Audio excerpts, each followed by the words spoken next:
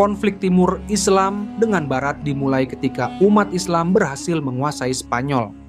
Spanyol diduduki umat Islam pada zaman Khalifah Al-Walid 705-715 Masehi, salah seorang khalifah dari Bani Umayyah yang berpusat di Damaskus.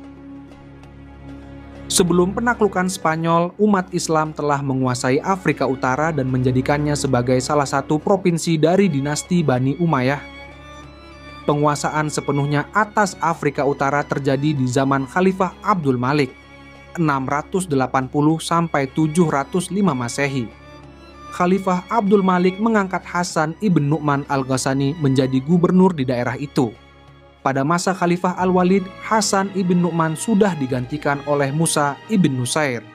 Di zaman Al-Walid itu, Musa ibn Nusair memperluas wilayah kekuasaannya dengan menduduki Aljazair dan Maroko.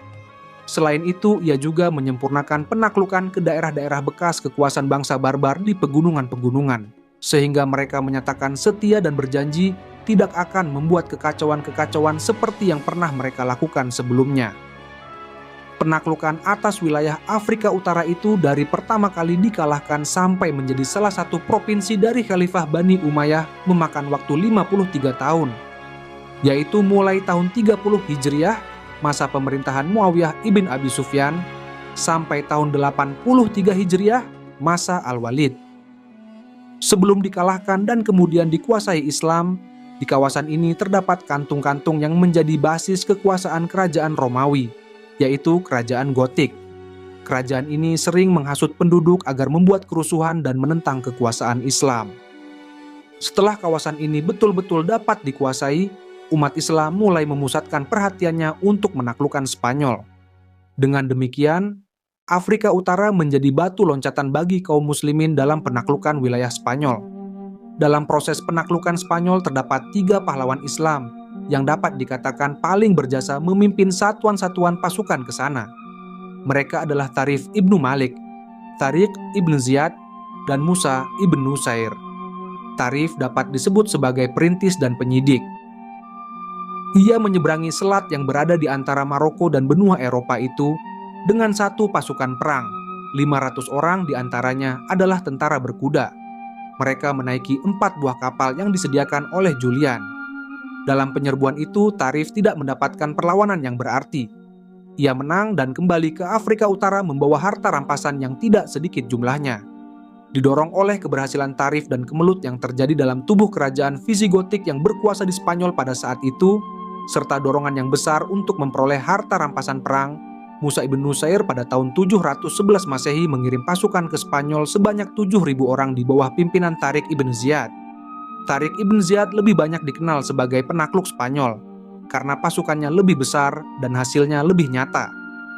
Pada masa penaklukan Spanyol oleh orang Islam, kondisi sosial, politik, dan ekonomi negeri ini berada dalam keadaan menyedihkan. Secara politik, wilayah Spanyol terkoyak-koyak dan terbagi-bagi ke dalam beberapa negeri kecil. Bersamaan dengan itu, penguasa Gotik bersikap tidak toleran terhadap aliran agama yang dianut oleh penguasa, yaitu aliran monofisit, apalagi terhadap penganut agama lain, Yahudi. Penganut agama Yahudi yang merupakan bagian terbesar dari penduduk Spanyol dipaksa dibaptis menurut agama Kristen, yang tidak bersedia disiksa dan dibunuh secara brutal. Rakyat dibagi-bagi ke dalam sistem kelas, sehingga keadaannya diliputi oleh kemelaratan, ketertindasan, dan ketiadaan persamaan hak. Di dalam situasi seperti itu, kaum tertindas menanti kedatangan juru pembebas, dan juru pembebasnya mereka temukan dari orang Islam. Meskipun orang Islam telah berhasil membebaskan orang Spanyol dari penindasan bangsa Visigotik dan memajukan peradaban di Spanyol, namun konflik keagamaan seringkali terjadi di Spanyol. Berbagai ancaman dan kerusuhan terjadi.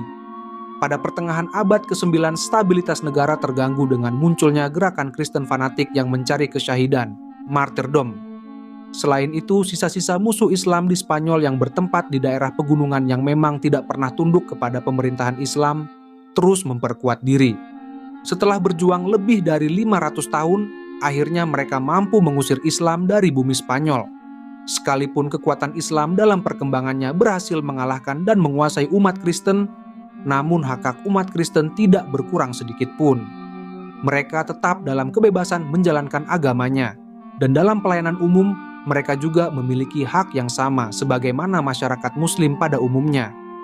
Penguasa Islam memandang Yerusalem sebagai kota suci yang layak dilindungi, dan bahkan ketika masa dinasti Fatimiyah berkuasa di Mesir dan Syria, umat Kristen menikmati hak-haknya secara lebih luas. Umat Kristen seolah tidak menghiraukan kebijaksanaan penguasa Muslim selama ini, melainkan mereka memandang kehadiran kekuatan Muslim di Yerusalem dengan sikap kebencian. Sejumlah ekspedisi militer yang dilancarkan oleh pihak Kristen terhadap kekuatan Muslim dalam periode 1096 sampai 1291 Masehi dikenal sebagai Perang Salib. Perang Salib merupakan puncak dari sejumlah konflik antara negeri Barat dan negeri Timur, jelasnya antara pihak Kristen dan pihak Islam. Perkembangan dan kemajuan umat Islam yang sangat pesat menimbulkan kecemasan tokoh-tokoh Barat Kristen. Terdorong oleh kecemasan ini, maka mereka melancarkan serangan terhadap kekuatan Muslim. Situasi menjelang Perang Salib. Perang Salib secara khusus menggambarkan reaksi orang Kristen di Eropa terhadap Muslim di Asia yang telah menyerang dan menguasai wilayah Kristen sejak 632. Tidak hanya di Suriah dan Asia Kecil, tetapi juga di Spanyol dan Sisilia. Dinamakan Perang Salib karena setiap orang Eropa yang ikut bertempur dalam peperangan ini memakai tanda salib pada bahu, lencana, dan panji-panji mereka. Perang Salib dilatar belakangi oleh peristiwa penting dalam gerakan ekspansi yang dilakukan oleh Alp Arslan, yaitu peristiwa Manzikert tahun 464 Hijriah 1071 Masehi.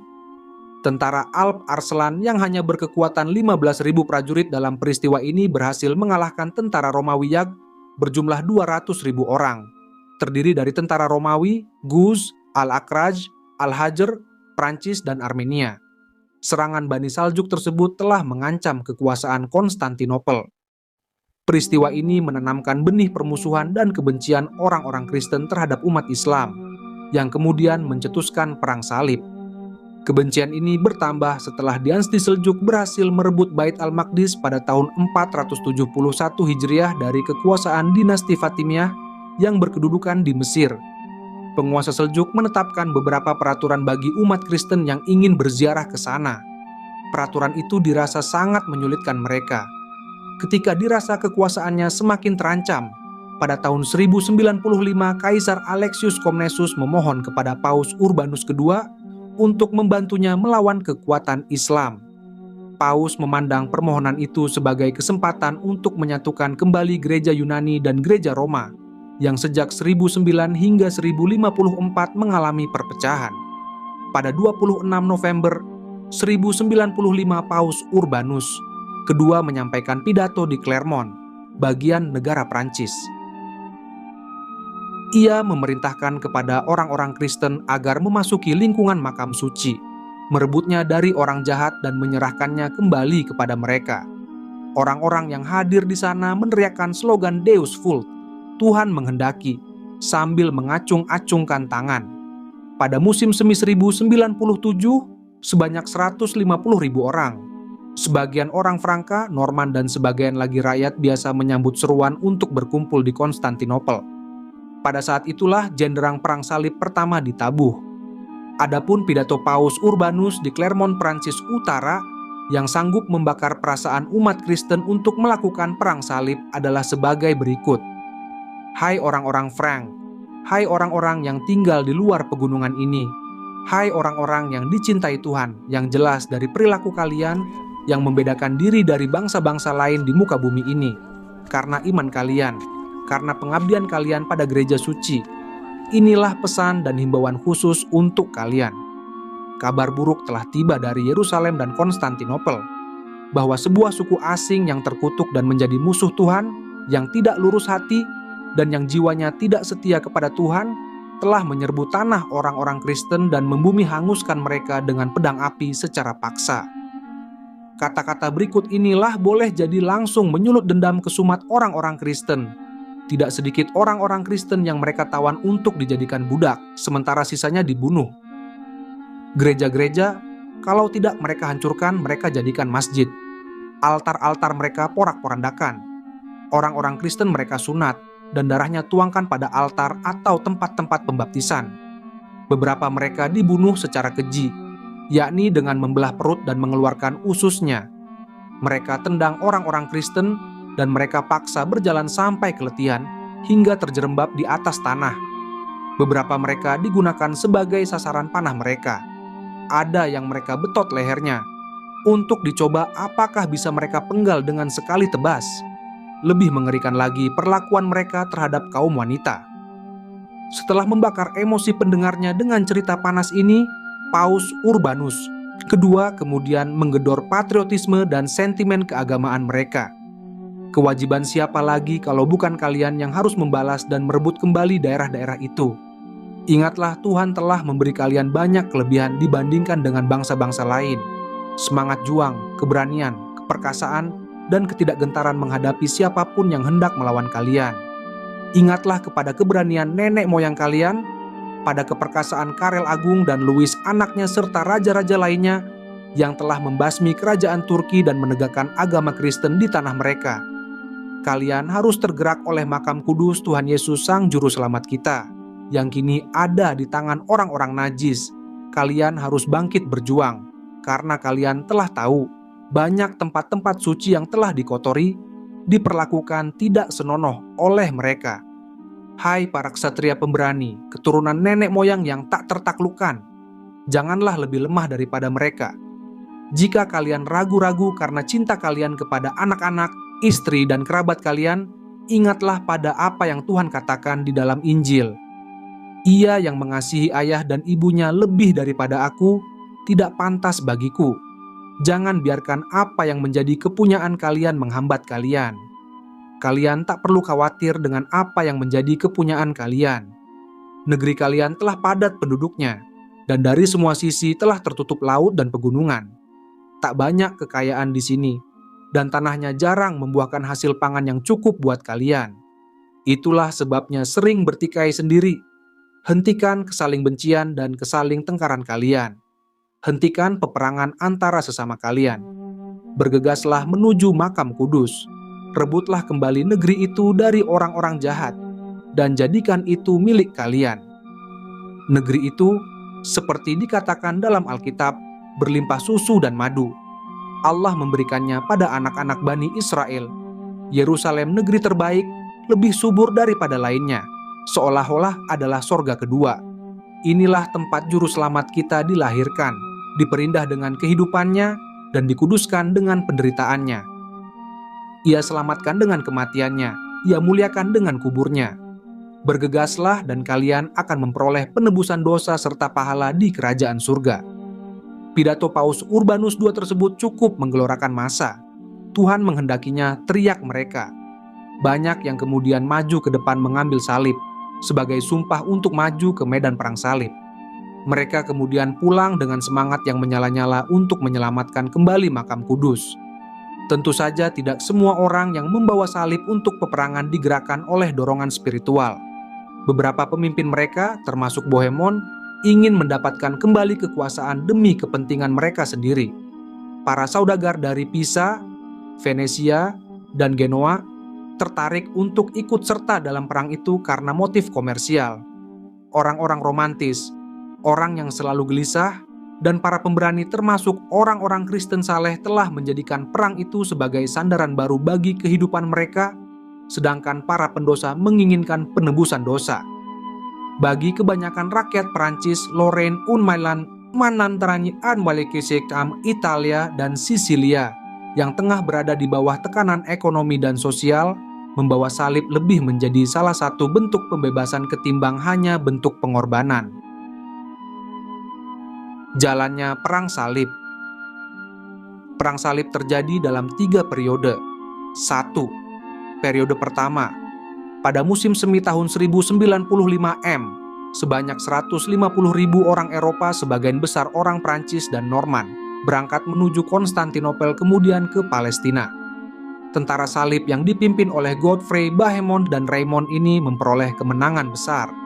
Pada tanggal 18 Juni 1097 mereka berhasil menaklukkan Nicea dan tahun 1098 menguasai Raha, Edessa. Di sini mereka mendirikan kerajaan Latin satu dengan Baldwin sebagai raja. Pada tahun yang sama mereka berhasil mengusai Antioquia dan mendirikan kerajaan Latin kedua di timur. Bohemond dilantik menjadi rajanya. Mereka juga berhasil menduduki Bait al-Maqdis 15 Juli 1099 dan mendirikan kerajaan Latin III dengan rajanya Godfrey. Setelah penaklukan Bait al-Maqdis itu, tentara salib melanjutkan ekspansinya. Mereka menguasai kota Akka 1104, Tripoli 1109, dan kota Tyre 1124. Di Tripoli mereka mendirikan kerajaan Latin IV, rajanya adalah Raymond. Para bangsawan dari Perancis, Inggris, dan daerah-daerah lain yang memang suka berpetualang tidak ketinggalan juga berangkat ke Palestina guna mendorong semangat para kerabat dan sahabat mereka yang telah terlebih dahulu berada di sana. Beberapa bahkan berencana tidak pulang. Karena tanah pusaka di Eropa hanya diwariskan kepada anak laki-laki tertua sesuai dengan hukum waris yang ada, maka anak-anak yang lebih muda berhasrat kuat untuk pergi. Dengan meninggalkan tanah kelahiran mereka berharap dapat menemukan kesempatan baru di tanah Palestina, yang oleh Nabi Musa dilukiskan sebagai tanah yang berlimpah dengan susu dan madu. Periode kedua, Imaduddin Zanki, penguasa Mosul dan Irak, berhasil menaklukkan kembali Aleppo, Hamimah, dan Edessa pada tahun 1144. Namun ia wafat pada tahun 1146. Tugasnya dilanjutkan oleh putranya, Nuruddin Zanki. Nuruddin berhasil merebut kembali Antioquia pada tahun 1149 dan pada tahun 1151 seluruh Edessa dapat direbut kembali. Kejatuhan Edessa ini menyebabkan orang-orang Kristen mengobarkan perang salib kedua. Paus Eugenius III menyerukan perang suci yang disambut positif oleh Raja Prancis Louis VII dan Raja Jerman Konrad II. Keduanya memimpin pasukan salib untuk merebut wilayah Kristen di Syria. Akan tetapi gerak maju mereka dihambat oleh Nuruddin Zanki. Mereka tidak berhasil memasuki Damaskus. Louis VII dan Konrad II sendiri melarikan diri pulang ke negerinya. Nuruddin wafat tahun 1174. Pimpinan perang kemudian dipegang oleh Salahuddin al-Ayyubi yang berhasil mendirikan dinasti Ayyubiyah di Mesir tahun 1175. Hasil peperangan Salahuddin yang terbesar adalah merebut kembali Yerusalem pada tahun 1187. Dengan demikian kerajaan Laten di Yerusalem yang berlangsung selama 88 tahun berakhir. Jatuhnya Yerusalem ke tangan kaum muslimin sangat memukul perasaan tentara salib. Mereka pun menyusun rencana balasan.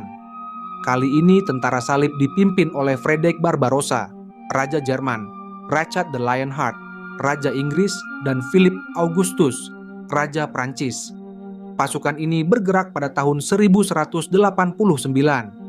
Meskipun mendapat tantangan berat dari Salahuddin, namun mereka berhasil merebut Akka, yang kemudian dijadikan ibu kota kerajaan Latin.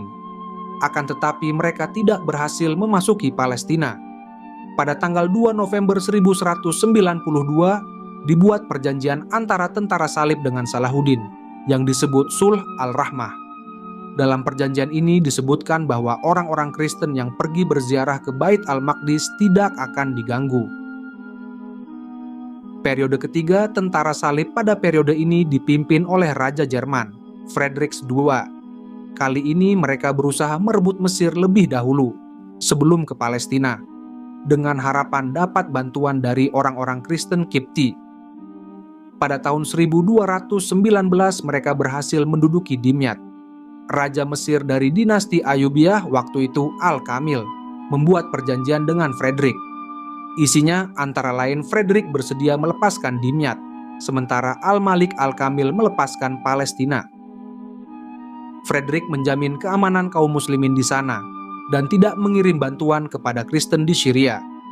Dalam perkembangan berikutnya, Palestina dapat direbut kembali 1247 di masa pemerintahan Al-Malik Al-Salih, penguasa Mesir selanjutnya.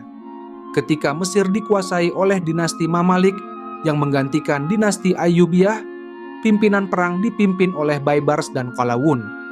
Pada masa merekalah Akka dapat direbut kembali oleh kaum muslimin tahun 1291. Dampak Perang Salib I. Percampuran budaya Timur dengan Barat. Selama berlangsungnya Perang Salib terjadi proses interaksi budaya antara Barat dan Timur. Interaksi di antara keduanya lebih banyak menguntungkan Barat ketimbang Timur. Aspek kebudayaan yang lebih banyak berpengaruh pada orang Barat lebih banyak meliputi aspek seni, perdagangan, dan industri daripada aspek sastra maupun keilmuan. Dalam bidang ilmu pengetahuan, filsafat, dan sastra, ada cukup banyak contoh konkret yang menunjukkan proses peralihan pengetahuan dan filsafat. Orang-orang Eropa telah melakukan penerjemahan karya-karya berbahasa Arab dalam bidang astronomi, geometri, filsafat, dan kedokteran. Pada abad ke-12 terdapat sejumlah pusat medis dan rumah sakit, terutama untuk penderita lepra, yang hampir bisa didapatkan di seluruh Eropa yang dipengaruhi oleh perkembangan ilmu medis di Timur. Dunia Timur juga memperkenalkan kembali ide tentang pemandian umum di Eropa sebagai sebuah institusi yang dulu pernah dilindungi oleh Kekaisaran Romawi, tetapi diabaikan oleh orang Kristen. Dalam bidang militer, pengaruh Timur sangat terasa di Barat, misalnya penggunaan katapul, pemakaian baju zirah yang tebal oleh golongan ksatria dan kudanya, serta penggunaan bantalan kapas di bawah baju perang. Semuanya berasal dari Perang Salib. Di Suriah, orang Franka mengadopsi penggunaan sangkakala perang, tambur, dan genderang perang sebagai ciri-ciri angkatan perang. Sangkakala hingga ini masih digunakan sebagai salah satu perangkat perang. Mereka juga belajar dari penduduk pribumi bagaimana melatih merpati pos untuk menyampaikan informasi militer dan meminjam dari mereka praktek perayaan kemenangan dalam cemerlang cahaya, serta penyelenggaraan turnamen antar ksatria. Burung elang berkepala 2 dan 2 kunci merupakan elemen-elemen kemegahan pasukan Islam pada periode ini. Salahuddin kemungkinan menjadikan burung elang sebagai simbol utamanya. Sebagian besar khalifah dinasti Mamluk menggunakan nama-nama dan gambar binatang untuk menghiasi perisai mereka dan atribut perang lainnya. Penguasa Mamluk memiliki beberapa unit pasukan yang berbeda-beda. Perbedaan ini memungkinkan pembedaan desain simbol-simbol kebesaran, jubah perang, bendera, dan lencana masing-masing unit. Bidang arsitektur. Para tentara salib mendapatkan pengetahuan substansial tentang bangunan militer dari Italia dan Normandia, yang sebagiannya dikembangkan oleh orang-orang Arab, sebagaimana yang terlihat dari arsitektur benteng Kairo. Peninggalan arsitektur mereka kebanyakan berupa kastil dan gereja. Sebagian besar kastil, termasuk benteng Akrat, Markab, dan Syakif masih bertahan hingga kini. Di Yerusalem, beberapa bagian dari gereja makam suci, Solomon's Stables, dekat Masjid Al-Aqsa, dan beberapa ruangan berkubah merupakan hasil karya mereka. Gereja makam suci dan kubah batu, Dome of the Rock, dengan sengaja ditiru oleh beberapa gereja yang berbentuk kuil bundar, yang 4 diantaranya berada di Prancis, Inggris, Spanyol, dan Jerman. Di Beirut, masjid yang disebut sebagai Masjid Umari dibangun sebagai gereja Saint Yohanes oleh Baldwin pertama pada 1110. Arsitektur pada masa Perang Salib umumnya berbentuk kubus dengan kubah sederhana, biasanya berbentuk gerinda. Peninggalan seni orang Franka yang paling indah adalah pintu yang diambil dari gereja di Akka pada 1291, kemudian dipasang di Masjid Al-Nashir. Bidang pertanian dan industri. Dalam bidang pertanian, perdagangan, dan industri, tentara salib mendapatkan lebih banyak manfaat dibanding dalam bidang intelektual. Mereka berhasil mendapatkan pengetahuan tentang pertumbuhan beberapa tanaman baru di kawasan Mediterania Barat, seperti biji wijen dan carop, padi-padian, semangka, jeruk, aprikot, dan shallot. Percampuran ras.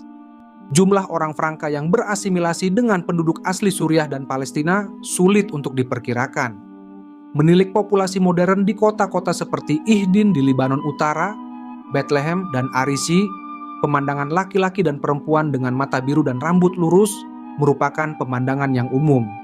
Beberapa keluarga tertentu, sebagian besar orang Libanon Kristen, seperti Bani Karam, Farjiah, Frankish, dan Shalibi, keturunan tentara salib, memelihara tradisi moyang mereka yang berasal dari Franka.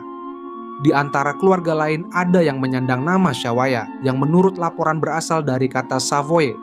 Duwaihi berasal dari kata The Duwai, dan Bardawil, yang tak pelak lagi berasal dari Baldwin. Nama terakhir setelah nama keluarga juga menggambarkan topografi dari Palestina dan Sinai Utara. Salah satu desa di Palestina, Senjil, mengabdikan nama Senjil, dan desa lainnya, Rainah, berasal dari nama Renal,